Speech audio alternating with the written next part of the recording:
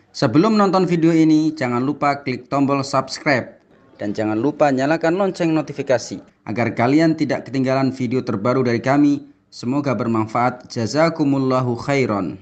Bismillahirrahmanirrahim. Assalamualaikum warahmatullahi wabarakatuh. Alhamdulillah wassalatu wassalamu ala rasulillahi amma ba'd. Kaum muslimin, terkhusus para pemirsa Inilah Fikih yang dirahmati Allah Subhanahu wa taala. Semoga Anda semua senantiasa dalam lindungan Allah Subhanahu wa taala. Kaum muslimin rahimakumullah. Kali ini kita akan membahas tentang satu tema yang cukup penting untuk diketahui oleh kaum muslimin, yaitu tentang fidyah bagi orang yang tidak berpuasa. Kaum muslimin rahimakumullah, dalam pembahasan ini ada beberapa pertanyaan yang dimana pertanyaan ini akan mewakili pembahasan ini. Pertama, apa definisi fidyah? Kata para ulama, fidyah adalah sejumlah harta yang Allah Subhanahu wa taala perintahkan untuk mengeluarkannya sebagai pengganti atas puasa yang ia tinggalkan karena sudah tidak mampu menunaikannya. Ini adalah definisi fidyah dalam bab puasa. Kemudian pertanyaan kedua, siapa yang dibebani fidyah ini? Ada beberapa orang yang dibebani fidyah. Yang pertama adalah orang tua renta yang tidak mampu berpuasa. Jadi apabila orang tua kita yang sudah sepuh, yang sudah tua, dan sudah tidak bisa menunaikan puasa, maka dia boleh untuk berbuka, lalu kemudian membayar fidyah. Kemudian yang kedua adalah orang-orang yang sering sakit atau sakit-sakitan yang sakit ini tidak diharapkan kesembuhannya. Karena secara umum orang yang sakit itu ada dua macam. Yang pertama, orang yang sakit saat mendapati puasa Ramadan, ya. Tapi sakit ini sangat memungkinkan untuk sembuh, ya. Misalnya sakit demam, ya, sakit panas, atau sakit gigi yang membuat dirinya sulit untuk berpuasa, atau sakit kepala, atau sakit mah, yang kalau dia meninggalkan puasa 1 hari 2 hari, setelahnya atau setelah sepekan misalnya, dia sembuh. Atau bahkan bisa jadi dia sakit 1 bulan full sehingga dia tidak bisa melaksanakan puasa Ramadan, tetapi di bulan Syawal atau bulan berikutnya dia sembuh total dan dia bisa mengqadha puasa tersebut. Itu kategori sakit yang pertama. Adapun orang yang sakit terlalu lama, ya, dan sulit untuk diharapkan kesembuhannya, misalnya sakit stroke, ya, atau sakit jantung yang memang sudah pada level parah, atau sakit-sakit lainnya yang memang betul-betul membuat dirinya susah payah, tidak berdaya, ya, untuk mengamalkan syariat yang mulia ini adalah puasa Ramadan. Oleh karena itu, orang yang sakit ini, yang dalam bahasa fikih ini adalah la yurja pur'uhu, ya, yang tidak diharapkan kesembuhannya, maka dia boleh untuk tidak berpuasa Ramadan lalu kemudian membayar fidyah, ya. Tentunya kalau ketika dia tidak mampu berpuasa 1 bulan, maka otomatis ntar fidyah adalah sejumlah 30 hari tersebut, ya. Kemudian yang ketiga, orang yang dibebani membayar fidyah yaitu adalah orang yang punya hutang puasa, ya. Lalu kemudian dia menunda-nunda dalam pembayarannya dan ternyata, ya, sampai pada bulan Ramadan berikutnya. Jadi misalnya seseorang di bulan Sya'ban, ya, dia masih punya hutang puasa sampai habis bulan Sya'ban, ternyata masuk Ramadan, ya. Maka ini dalam kategori orang seperti ini oleh para ulama, ya, menurut mayoritas atau menurut jumhur ulama, maka dia tetap wajib mengqadha puasa yang ia tinggalkan, tentunya setelah menyelesaikan puasa 1 bulan full yang tadi dia dapati. Ya, misalnya Sya'ban masih punya utang 5 hari dan sudah masuk Ramadan, maka dia harus puasa Ramadan saat itu juga sampai selesai, baru membayar 5-nya ini setelah Ramadan itu. Dan karena dia menunda-nundanya bukan karena udzur syar'i, karena kemalasan, karena kesibukannya, terlalu lalai, terlalu tidur, maka mayoritas ulama mengatakan dia tetap wajib mengqadha plus membayar fidyah. Ini pendapat mayoritas ulama. Walaupun menurut Imam Hanafi atau madhab Hanafi cukup mengqadha saja. Tapi mayoritas ulama ini oleh para ulama diikuti ulama-ulama kebanyakan ya. Tapi boleh saja ketika orang mengambil madhab Hanafi. Jadi intinya kalau dia menunda-nunda ya, mengulur-ulur dalam membayar puasa dan masuk puasa selanjutnya, maka dia harus mengqadha dan membayar fidyah menurut mayoritas ulama. Ini yang ketiga dari orang yang dibebani fidyah. Kemudian yang keempat ya, walaupun yang keempat ini memang ada pro kontra di kalangan para ulama, tapi sebagian ulama mengambil pendapat ini, yaitu adalah wanita hamil dan menyusui ya.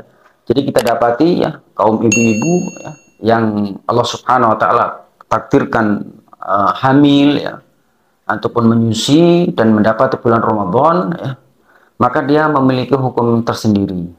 Walaupun secara hukum asal ya, ini menepis ke sebagian keyakinan para ibu-ibu ya. Mereka berkeyakinan bahwa kalau sudah hamil atau menyusui nggak boleh puasa atau harus tidak berpuasa. Tidak ya. Karena yang menjadi tolak ukur adalah kemampuan dia. Jadi orang yang hamil ya, atau menyusui tetap diwajibkan berpuasa dia jika dia mampu ya.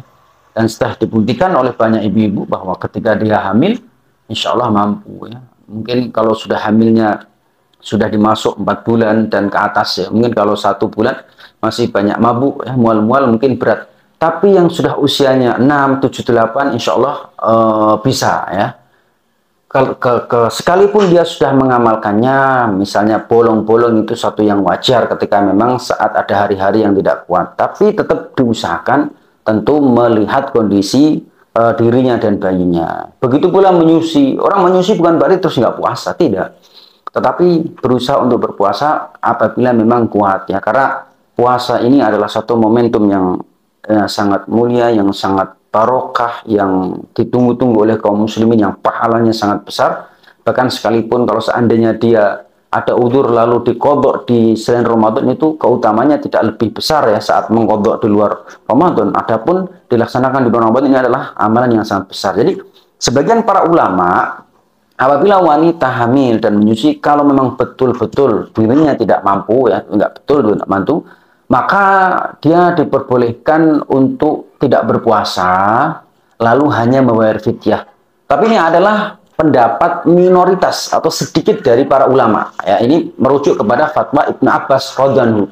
Tapi pendapat yang tepat dan pendapat mayoritas ulama bahwa wanita yang menyusui dan hamil ini tetap dibebankan untuk mengqadha puasa ya, di hari-hari yang dia sudah mampu ya. Wallahu alam. Kemudian pertanyaan selanjutnya, bagaimana cara membayar fidyah? Jadi kalau orang yang sudah dibebani fidyah, bagaimana cara membayarnya? Disebut oleh para ulama ada 2 cara. Yang pertama, dengan dibuatkan makanan siap saji. Ya. Kemudian mengundang orang miskin sejumlah hari puasa yang ditinggalkan, sebagaimana dilakukan oleh Anas bin Malik ketika sudah tua. Jadi boleh, misalnya seseorang memiliki hutang puasa, misalnya yang sudah tua renta, atau sakit-sakitan yang tidak diharapkan kesembuhannya, dia nggak puasa, maka dia bayar fidyah, misalnya 30 hari, boleh dia membuat makanan plus lauknya, boleh dibagi-bagi ke tetangganya, ke fakir miskin, atau diundang untuk makan bareng. Bahkan ada contohnya dari sahabat Anas bin Malik. Itu yang pertama. Yang kedua, memberi bahan makanan. Ya. Bahan makanan maksudnya belum dimasak. Ya. Berapa takarannya? Para ulama mengatakan besarnya adalah 1 mud atau 0,75 kg untuk gandum, atau setengah sok atau 2 mud, yaitu sekitar 1,5 gram untuk selain gandum ya. Jadi kalau gandum ini 0,7 ya, 0,75 kg, tapi selain gandum 1,5, misalnya beras 1,5, tapi para ulama menganjurkannya tetap dengan lauknya ya, misalnya beras 1,5 kg, misalnya ditambahin dengan telur ya, atau ditambahin dengan sayur-sayuran, ini lebih bagus. Karena apa? Karena agar bisa masuk definisi to'am ya. Wa 'alal ladzina yutiqunahu fidyatun tu'amu miskin. Allah berfirman dalam Quran surat Al-Baqarah, dan ini sekaligus menjadi dalil bolehnya membayar fidyah bagi orang-orang yang memang layak dibebani fidyah. Wajib bagi orang-orang yang berat menjalankannya jika mereka tidak puasa membayar fidyah, yaitu memberi makan seorang miskin. Ya, ini cara yang kedua tadi, bahan makanan mentah 1,5 kg beras dianjurkan dengan lauk agar bisa mencakup ayat ya fidyatun tu'amu miskin, ya seperti itu. Kemudian kalau tadi caranya, sekarang kapan bayarnya ya? Kalau sudah bicara bentuk yang harus dibayarkan, sekarang kapan bayarnya? Dia boleh membayar fidyah setiap hari satu-satu, yaitu dibayarkan di waktu maghrib di hari puasa yang tinggalkan. Jadi kalau membayar boleh setiap hari. Misalnya orang yang sudah sakit tua renta, nggak mampu berpuasa, ya, atau orang yang sakit-sakitan, ya, maka kan dia setiap maghrib berarti dia kan sudah nggak berpuasa satu hari, karena dari habis subuh, ya, habis subuh, adzan subuh sampai dia maghrib berarti kan dia nggak puasa. Boleh langsung dibayar, ya. Misalnya setiap hari, ya, besok lagi kalau dia nggak puasa dibayarkan dengan tadi, boleh makanan satu porsi lengkap dengan lauknya ataupun bahan mentahnya.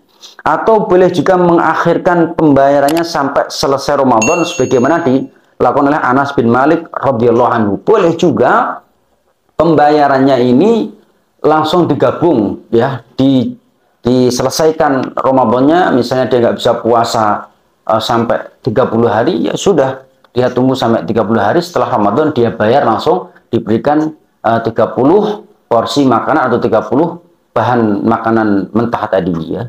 Inilah pembahasan tentang fidyah dalam bab puasa, ya. Adapun kita sering mendengar fidyah orang yang meninggalkan sholat, dan biasanya kita dapati fenomena di tengah masyarakat, kalau ada orang yang meninggal katanya mau bayar fidyah meninggalkan sholat. Para ulama, di antaranya ulama Syafi'i, ya, Syekh Dimyati mengatakan tidak ada dalil yang sharih, dalil yang tegas bahwa harus membayar fidyah bagi orang yang meninggalkan sholat, ya. Hanya saja para ulama ahli fikih hanya mengkiaskan puasa. Oleh karena itu ulama-ulama kontemporer menyoroti masalah ini yang mengatakan bahwa pendapat yang kuat tidak ada yang namanya membayar fidyah bagi orang yang meninggalkan sholat. Walaupun kalau kita merujuk fatwa-fatwa ulama, beberapa ulama menganjurkan mengkiaskan. Adapun mengkiaskan mengkiaskan sholat dengan puasa ini dirasa tidak tepat oleh para ulama-ulama belakangan ini. Wallahu alam. Assalamualaikum warahmatullahi wabarakatuh.